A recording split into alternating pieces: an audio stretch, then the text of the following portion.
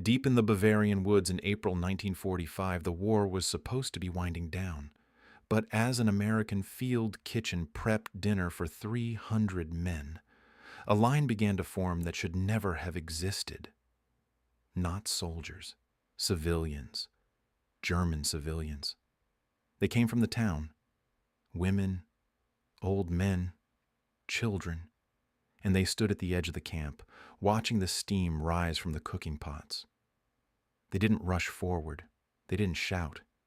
They just stood there, maybe 60 of them at first, perfectly still, and waited. Private First Class Danny Kerrigan was on serving duty that night. He saw them and froze. A woman in the front was holding a baby. The baby wasn't crying. That was the thing that got him. Babies cry when they're hungry. This baby was past crying. It was limp, eyes half closed, too weak to make noise. The woman held the baby in one arm and an empty tin cup in the other. She didn't say a word. Kerrigan looked at the pot in front of him. Enough beef stew to feed his company twice over. He looked at the woman. He looked at the baby. Then he picked up the ladle. His sergeant grabbed his wrist before the stew hit the cup. "Put it down. Sarge, there's a baby." "I see the baby. Put the ladle down." That night, an American private, a career sergeant, and a young lieutenant would be forced into a decision that none of them were trained for, none of them agreed on, and none of them could walk away from. The argument would split the company down the middle. Word would reach Third Army headquarters by morning. And what Patton ordered when he heard about it would change how every soldier in that sector understood the war they were fighting. Before we continue, make sure you subscribe. We tell the stories about World War II that force you to ask the hardest question: what would you do? The town was called Grafenau, small Bavarian town, maybe 4,000 people before the war. Less now. The men were gone, dead, captured, still fighting somewhere, nobody knew. What remained was women, children, and the elderly. The town had been untouched by bombing. The buildings were intact. The houses had roofs. The church still had its steeple. From the outside, it looked almost normal. But inside those houses, there was nothing. No food. The last supply delivery had come 3 weeks ago. A single truck with flour, potatoes, and salt, distributed in rations so small that families were stretching a single loaf of bread across a week. Then the truck stopped coming. The road was cut.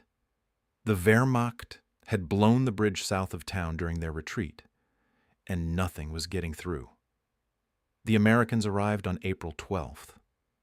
Charlie Company, 3rd Battalion, 26th Infantry Regiment, 1st Infantry Division. They set up camp in a field just outside town. Standard bivouac, tents, a field kitchen, supply trucks, a perimeter. Routine. The war was winding down, and Grafenau wasn't a combat zone. It was a rest stop. But the soldiers noticed something on the first day. The town was quiet. Not peaceful quiet, empty quiet. The kind of silence that means something is wrong. Private Danny Kerrigan noticed it first. He was 20 years old, a butcher's son from South Boston. He'd been in Europe since January, a replacement who'd arrived after the worst of the fighting. He hadn't seen Hurtgen. He hadn't seen the Bulge. He'd been in a few firefights, taken some fire, returned it, done his job. But he wasn't hardened. Not yet. He was walking through town on the second day when he saw a boy sitting on a doorstep, maybe 8 years old, blonde hair, bare feet on the cold stone. The boy was eating something. Kerrigan squinted. He was eating grass, pulling it from between the cobblestones and putting it in his mouth, not pretending, not playing. Eating it? Kerrigan stopped. He had a pack of crackers in his jacket. K-ration crackers, dry and tasteless, the kind every soldier complained about. He pulled them out and walked over to the boy. The boy looked up. His eyes went wide, not with fear, but with a recognition so immediate it was almost animal. Food. He reached for the crackers before Kerrigan even offered them. Kerrigan handed them over. The boy tore the pack open, shoved 2 crackers in his mouth at once, and chewed so fast he choked. Kerrigan knelt down, put a hand on the boy's back. "Slow down, kid. Easy." The boy didn't understand English, but he understood the hand on his back. He slowed down. He ate the rest of the crackers, carefully, one at a time, with the precision of someone who knows this might be the last food he sees for days. When the crackers were gone, the boy looked at Kerrigan and said something in German. Kerrigan didn't understand the words, but he understood the look. More. He didn't have more. He shook his head. The boy's face didn't change. No disappointment, no anger. Just a flat acceptance that Kerrigan found more disturbing than tears. This child had already learned that hunger was permanent.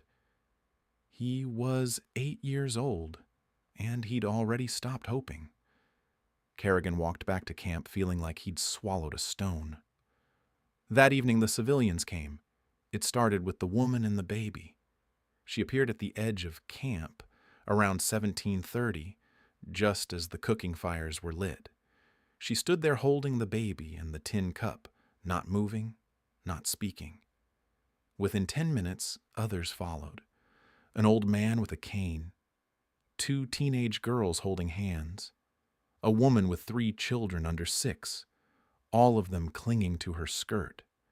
More children, alone, without adults, 7, 8, 9 years old, walking up by themselves. By 1800, there were about 60 people standing in a loose group at the perimeter, silent, watching. The smell of beef stew carried on the wind, and every one of them was breathing it in. Sergeant Frank Pulaski saw them first. He was the company's senior NCO, 38 years old, a factory foreman from Detroit before the war, built like a fire hydrant and twice as stubborn. 14 months in Europe. He'd been at Omaha Beach. He'd fought through the bocage. He'd survived the Bulge. Nothing surprised him anymore, except this. 60 starving Germans standing at the edge of an American camp, and not one of them making a sound. The silence was what got to him. Hungry people beg. Desperate people push. These people just stood. He walked to the field kitchen and found Kerrigan about to ladle stew into the woman's cup. "Put it down." "Sarge." "I said put it down, Kerrigan. Now." Kerrigan lowered the ladle. The woman watched. She didn't react. She'd expected this. Pulaski pulled Kerrigan aside. "What exactly are you doing?" "There's a baby, Sarge. It's not even crying. It's too weak to cry." "I see the baby. I also see 60 Germans, and tomorrow there'll be 600, and the day after that the whole town will be here. We've got rations for 300 men. 300, not 300 men plus 4,000 civilians. We've got surplus. You know we do. The supply truck came yesterday. We've got enough stew to... It doesn't matter how much we have. It's not ours to give. Those rations belong to the United States Army. They're allocated, accounted for, and designated for American soldiers. We can't just hand them out to every German who shows up." Kerrigan looked at the woman again. The baby still wasn't crying. Its eyes were closed now. "Sarge, that baby is dying." Pulaski's face changed. Not much. A flicker, a tightening around the eyes that only someone who knew him well would notice. He'd seen dying before. He'd seen a lot of dying. But he'd never had to stand next to a pot of food and watch it happen. "Get the lieutenant." Lieutenant Thomas Brennan was 24 years old, from Philadelphia, a law student before the war, smart, cautious by the book. He'd been a good officer, fair to his men, clear in his orders, steady under fire. But he'd never dealt with anything like this. He walked to the perimeter and saw the civilians. More had arrived. 80 now. Maybe 90. Word was spreading through the town. The Americans have food. Go to the camp. An old woman in a black dress was on her knees. She wasn't begging. She was just too weak to stand anymore. 2 children were sitting on the ground beside her, leaning against each other, eyes blank. Brennan looked at them, then at Pulaski, then at Kerrigan. "What's the situation?" Pulaski laid it out. "German civilians, sir, starving, requesting food. I've told Kerrigan we can't distribute rations to non-military personnel without authorization." "He's right, Kerrigan. We can't. Sir, with respect, we've got 2 days of surplus in the supply truck. 2 days. We could feed every person out there tonight and still have enough for the company tomorrow." Brennan knew the regulation. A.R. 600-10. Section 4. Military rations are designated for military personnel. Distribution to civilian populations. Requires authorization from division level or above. Unauthorized distribution is a disciplinary offense. He also knew what he was looking at. People starving 50 feet from a kitchen full of food. "Kerrigan, I understand what you're seeing, but if I authorize this without clearance, I'm violating a direct regulation. That's my commission. That's my career." "Sir, that baby, I know about the baby." Pulaski stepped in. "Lieutenant, we need a decision. It's getting dark. These people aren't leaving, and more are coming." Brennan looked at the growing crowd. 100 now. He could see the problem multiplying in real time. Every minute he stood here, more people arrived. Every minute he didn't act, the situation got harder. He turned to his radio operator. "Get me battalion." The radio crackled. "Battalion headquarters, 20 miles north." Brennan explained the situation. The response came back in 2 minutes. "Negative on civilian feeding, hold position, maintain rations for military personnel. Civilian relief is not your responsibility. Direct civilians to local authorities." Local authorities. Brennan almost laughed. The local authorities were either dead, fled, or hiding. There was no government in Grafenau. There was no infrastructure. There was nothing but hungry people and American soldiers with more food than they needed. He relayed the order to Pulaski and Kerrigan. "Battalion says no. We hold our rations." Kerrigan stared at him. "So we just watch. We follow orders. We follow orders while a baby dies." "Kerrigan, that's enough." But it wasn't enough. And it wasn't just Kerrigan anymore. The word spread through Charlie Company fast.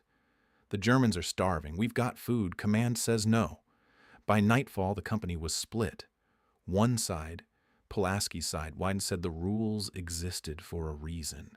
You start feeding civilians, you lose control. Your supplies run out. Your own men go hungry. It's not cruelty. It's logistics. The other side, growing by the hour, said rules don't apply when children are dying in front of you.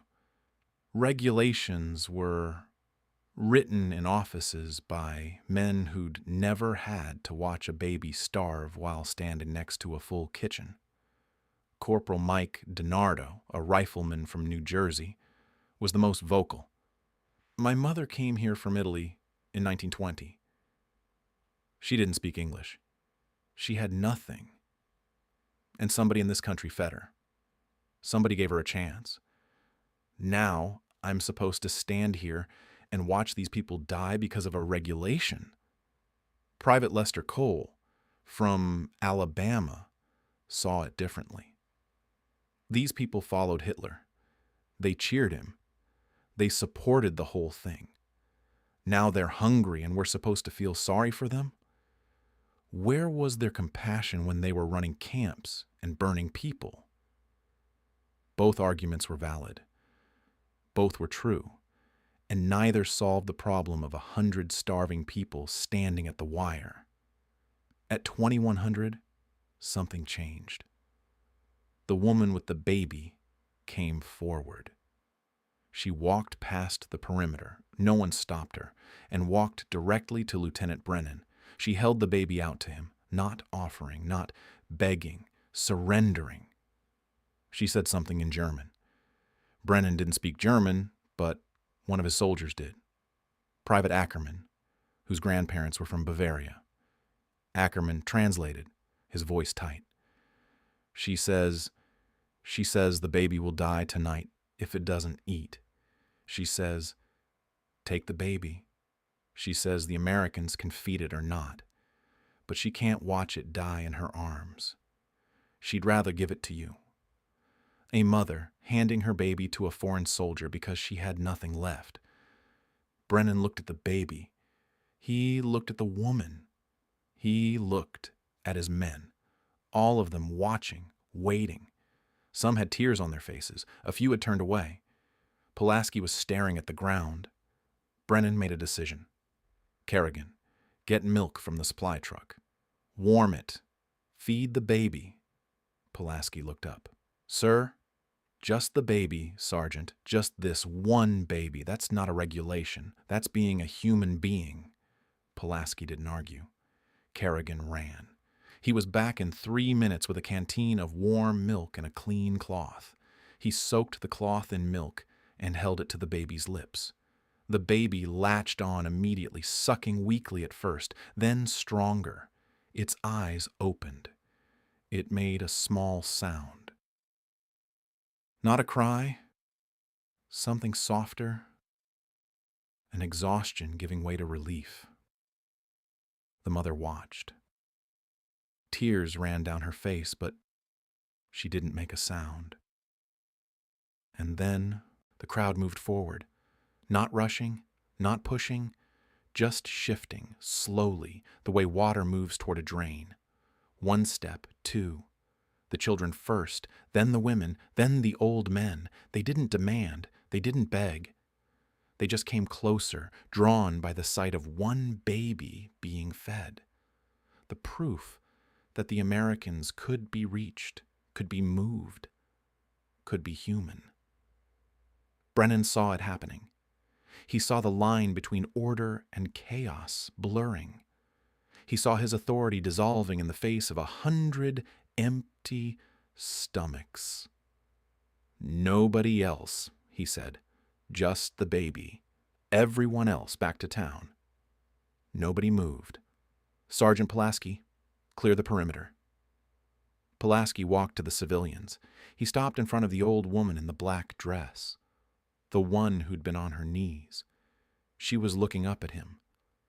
Her face was the face of every grandmother everywhere. Tired, worn, finished. She'd survived 1 war, maybe 2, and now she was on her knees in the mud in front of a foreign army. And she had nothing left. Pulaski looked at her for a long time. Then he did something that surprised every soldier watching. He reached into his own pocket, pulled out a chocolate bar, his personal ration, the one he'd been saving, and put it in her hand. The old woman looked at the chocolate. She looked at Pulaski. She closed her fingers around it and pressed it to her chest. Pulaski turned away. He didn't look at Brennan. He didn't look at anyone. He just walked back to the kitchen and started ladling stew. Sarge, Brennan said, what are you doing? Something I can live with, sir. Court-martial me if you want. Brennan stood there. His sergeant, the most disciplined man in the company, the one who'd argued loudest against feeding civilians, was now serving them stew from a United States Army field kitchen in direct violation of orders. Brennan watched as 2 more soldiers joined Pulaski, then 3 more, then Kerrigan, then DiNardo. Within 5 minutes, half the company was at the kitchen, serving food to German civilians. They worked in silence, efficient, like they'd done it 100 times. Ladle, pour, next. Ladle, pour, next. The civilians moved through the line slowly, reverently. They held out cups, cans, bowls, hands, anything that could hold soup. An old man took his portion and stood aside, blowing on it, sipping it, like it was communion wine. A girl, maybe 10, ate standing up, tears streaming, not from sadness, but from the shock of warm food after weeks of nothing. Brennan didn't stop it. He stood and watched, knowing his career might be over, knowing the report would go up the chain, knowing that by morning, someone with stars on their collar would be asking why an American lieutenant let his company feed the enemy. He didn't care. He couldn't care. Not tonight. By 2200, every civilian had been fed. The crowd dispersed slowly, drifting back toward town, carrying full stomachs and something else. A bewildered gratitude that none of them had expected from the army that had conquered them. The report went up the chain at 0600. By 0800, it was at division. By noon, it had reached 3rd Army headquarters. An American company had distributed military rations to German civilians without authorization. The company commander had allowed it. The senior NCO had initiated it. Multiple soldiers had participated. Division wanted discipline. The staff judge advocate flagged it as a violation of supply regulations, a potential court-martial offense for the lieutenant, and a breakdown of command authority. The report landed on Patton's desk that afternoon. He read it. He read it again. Then he called for his jeep. Patton arrived at Grafenau the next morning. No advance warning. His jeep pulled up to the camp at 0730, and by the time anyone realized what was happening, the general was already walking toward the field kitchen. The civilians were there again. More today. Word had spread. 200, maybe more, standing at the perimeter, hoping for another night's miracle. They hadn't been fed that morning. Brennan had ordered the kitchen locked pending guidance from above. The crowd was larger, hungrier, and more desperate than the night before. Patton walked past them. He didn't stop. He didn't look. He went straight to Lieutenant Brennan's tent. "Lieutenant!" Brennan snapped to attention. His face was white. "Sir, walk me through what happened." Brennan told him everything. The civilians arriving, the baby, the refusal from battalion, Pulaski's decision, his own failure to stop it. He held nothing back. Patton listened without interrupting. When Brennan finished, Patton asked one question. "Where's the sergeant?" Pulaski was brought forward. He stood at attention, jaw set, eyes forward. A man, waiting for the axe. Patton looked at him. "Sergeant, you defied a direct order." "Yes, sir." "You distributed military rations to enemy civilians without authorization." "Yes, sir." "Why?" Pulaski was quiet for a moment. Then he spoke. "General, I was at Omaha Beach. I've been fighting since June of '44. I followed every order I've ever been given. Every single one. I've done things I don't want to remember because the Army told me to, and I did them without complaint." He paused. "But I can't stand next to a pot of hot food and watch an old woman die on her knees. I can't do it. If that makes me a bad soldier, then I'm a bad soldier. But I'm not a bad man, and last night I decided that mattered more." The words hung in the air. Brennan watched Patton's face for a reaction. The general's expression was unreadable. Patton turned and walked outside. He stood in front of the tent, looking at the crowd of civilians. 200 Germans waiting. Among them, the woman with the baby, The baby was awake today, eyes open, moving. One meal of warm milk had pulled it back from wherever it had been going. Patton looked at the baby for a long time. Then he turned to Colonel Hayes, who'd driven up from battalion. "Colonel, how much food does this sector have in reserve?" "Ample, sir. Supply lines are secure. We've got 3 weeks of surplus at current strength." 3 weeks? "Yes, sir." "And how long until civilian relief organizations reach this area?" Hayes consulted his notes. "UNRRA estimates 10 days to 2 weeks, sir." Patton nodded. He walked back to where Brennan and Pulaski were standing. His entire staff was watching. Aides, officers, drivers, every soldier in earshot. "Here's what's going to happen," Patton said. His voice carried. He meant it to carry. "We are going to feed these people. Not randomly, not out of pity, not because one sergeant decided to play hero. We are going to feed them because it is the strategically sound thing to do." He turned to address the broader group. "A starving civilian population is a security threat. Hungry people riot. Hungry people loot. Hungry people attack supply convoys and steal from depots. Every day we let these towns starve. We create problems that cost us men and material to solve. Feeding them is cheaper than fighting them?" He paused to let that sink in.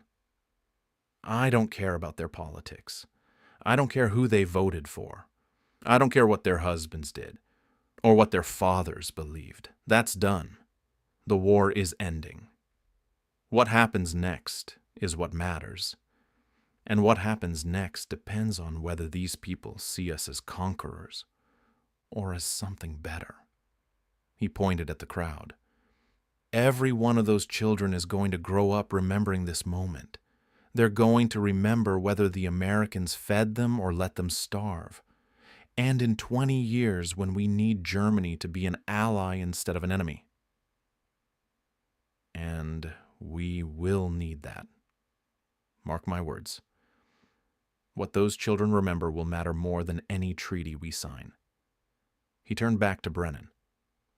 "Lieutenant, you failed to control your unit, and you failed to enforce the chain of command. That's a fact." "Yes, sir."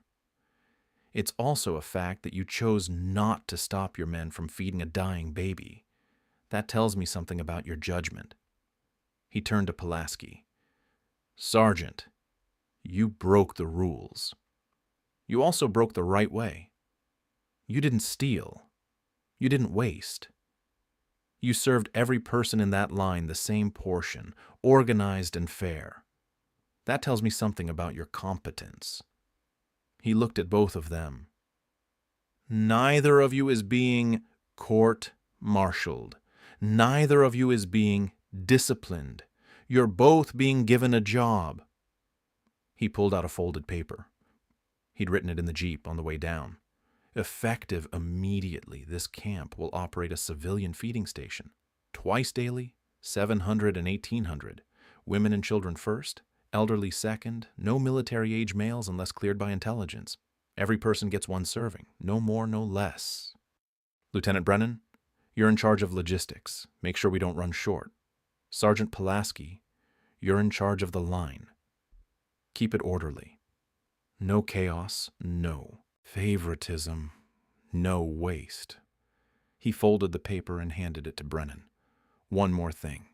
This order applies to every camp in this sector. I'm sending it division-wide. Every unit with surplus feeds the civilians in its area. Same system. Organized, measured, fair." Colonel Hayes stepped forward. "Sir, division staff is going to push back. The regulations—" "I'm not asking division staff. I'm telling them. Any officer who has a problem with feeding starving children can come explain it to me personally. I'll be happy to discuss it." Nobody volunteered. Patton walked toward his Jeep. As he passed the crowd of civilians, he stopped. The woman with the baby was standing closest. She recognized something in him. Authority. And held the baby up slightly, not offering, just showing. "Look, Your soldiers saved this child." Patton looked at the baby. He didn't smile. Patton rarely smiled, but something shifted in his face. A softening that lasted maybe 2 seconds before the mask came back. He reached into his pocket and pulled out a ration bar. He handed it to the woman. She took it with both hands and held it against the baby. Patton walked to his Jeep, got in, and turned to his aide before driving away. "We didn't cross an ocean and lose 100,000 men so we could stand next to a full kitchen and watch babies die. If that's what following the rules means, then the rules are wrong. Fix them."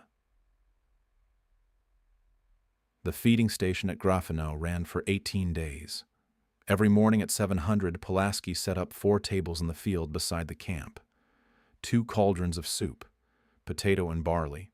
Simple, but hot. Bread, sliced and portioned. Milk for the children under 5. Kerrigan ran the milk station. He'd rigged a system with canteen cups and clean rags for the infants who couldn't drink from a cup yet. The line formed before dawn. The townspeople learned the system fast. Single file, 1 portion each. No pushing, children first. They policed themselves. When a man tried to cut ahead of a group of children on the 3rd day, it wasn't the Americans who stopped him. It was a German woman who grabbed his collar and shoved him to the back of the line. She said something sharp in German that made the entire line nod. The woman with the baby came every day. Her name was Margaret. The baby's name was Wilhelm. He was 4 months old. Kerrigan learned both names by the 2nd day. By the 5th day, he was holding Wilhelm while Margaret ate, bouncing the baby on his knee, making faces that crossed the language barrier without effort. Wilhelm gained weight. His cheeks filled out. He started crying again, real crying, loud and demanding, the way healthy babies cry. Pulaski heard the crying from across the field one morning and stopped what he was doing. "That baby's crying." Kerrigan grinned. "Yeah, loud, isn't he?" Pulaski almost smiled. "Loudest thing in this whole damn town." By the 10th day, the town had changed. The silence was gone. Children played in the streets again. Women stood in doorways talking. An old man started repairing a fence that had been broken since winter. Small things. Signs of life returning. On the 14th day, something happened that no one expected. A group of women from the town arrived at the feeding station carrying baskets. Inside the baskets, bread. They'd baked it themselves, from flour they'd been hoarding, flour they'd been saving for their own families. They set the baskets on the table next to the American soup pots.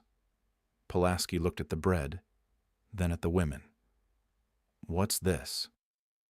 The woman who seemed to be in charge spoke through Ackerman. "You feed our children. We bake for your soldiers. It is not much, but it is what we have." Pulaski picked up a loaf. It was dense, dark German bread. He tore off a piece and ate it. "It's good," he said. "Tell them it's good," Ackerman told him.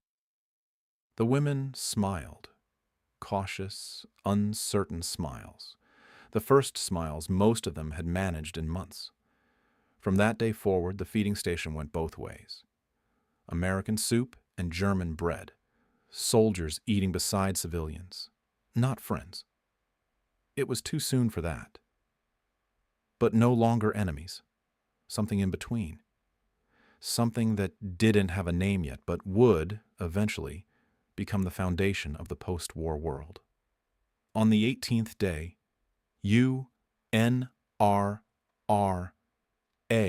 arrived. Trucks, supplies, personnel, the machinery of organized humanitarian relief. They took over the feeding operation. Pulaski briefed the relief workers on the system he'd built, the rotation, the portions, the line procedures. He was thorough, professional, like he'd been running civilian relief his entire career instead of 18 days. When the handover was complete, Charlie Company packed up and moved on. The war wasn't over yet. There were still towns to take, roads to clear, Germans to accept surrender from. The morning they left, Kerrigan went to find Margaret. She was standing at the edge of town, holding Wilhelm, watching the American trucks load up. Wilhelm was fat now, round cheeks, bright eyes, lungs that worked at full volume. Kerrigan didn't know what to say. He didn't speak German. She didn't speak English. They'd communicated for 18 days through gestures, expressions, and the universal language of a man making stupid faces at a baby. He pulled out a photograph, a picture of himself in his dress uniform taken before he shipped out. He'd been carrying it in his wallet since Boston. He handed it to Margaret. She looked at it. She looked at him. She understood. She handed Wilhelm to Kerrigan one last time. He held the baby, felt the weight of him. Heavier now, solid, alive. He kissed the top of Wilhelm's head, handed him back, and walked to his truck. He didn't look back. If he looked back, he wouldn't leave. 52 years later, in 1997, an old man walked into a VFW hall in South Boston. He was 82 years old, white-haired, slow-moving. He'd lived a full life, marriage, children, grandchildren, a career at the Navy Yard. He'd never gone back to Germany. He'd never tried to find Margaret or Wilhelm. Some things you leave where they are. But on this night, a young man walked into the same VFW hall. He was German, well-dressed, mid-50s, with a briefcase and an accent. He'd been searching for 6 years, going through new records, interviewing veterans, tracking down unit histories. He was looking for a specific soldier, a private from Charlie Company, 3rd Battalion, 26th Infantry Regiment. A man who'd fed a baby with a milk-soaked rag in a field outside Grafenau in April 1945. He was looking for Danny Kerrigan because the young man's name was Wilhelm. Kerrigan was sitting at the bar when Wilhelm walked up to him. They looked at each other. Kerrigan didn't recognize him. How could he? The last time he'd seen this man, he'd been 4 months old and weighed 8 pounds. Wilhelm opened his briefcase. Inside was a photograph. Creased, faded, handled so many times the edges were soft. A young American soldier in a dress uniform, unsmiling, standing at attention. Kerrigan looked at the photograph. He looked at Wilhelm, and for the first time in 52 years, he let himself feel what he'd felt that night in Grafenau when he'd held a ladle over a tin cup and his sergeant had grabbed his wrist. He felt it all. The hunger, the silence, the baby that was too weak to cry. Pulaski's chocolate bar, the old woman on her knees, Brennan's fear, Patton's Jeep, the bread the women baked the morning he left without looking back. He looked at Wilhelm, this tall, healthy, alive man standing in a VFW hall in South Boston. And he said the only thing that mattered. "You got big," Wilhelm smiled, and then they both cried. Kerrigan kept the photograph his whole life. After he died in 2003, his family found it in his wallet, next to a second photograph, one he'd never shown anyone. A picture of a baby, held by a German woman, standing at the edge of a field kitchen taken by another soldier the day the feeding started. On the back, in Kerrigan's handwriting, faded but legible, Day 1. The day we remembered what we were fighting for. Patton never spoke about Grafenau. He never wrote about it. For him, it was a supply decision, a logistics adjustment, a strategic calculation. Feed the civilians, stabilize the population, reduce the security threat. Simple, rational, efficient. But the men who were there knew it was something more. They knew that Patton had walked to that camp and done something rare for a general. He'd told the truth. He'd admitted that the rules were wrong. Not the principle behind them, but the application. The rigid enforcement of regulation in a situation where regulation meant watching people die. He'd found a way to justify compassion in military terms because he knew the army couldn't accept compassion on its own. He'd wrapped humanity in strategy so that the men who followed his order could tell themselves they were being soldiers, not sentimentalists. And in doing so, he'd given them permission to be both. Would you have followed the rules and withheld the food, or would you have done what Pulaski did? Let us know in the comments. And if you want more stories about World War II and the moments when the line between duty and humanity disappeared, make sure to subscribe.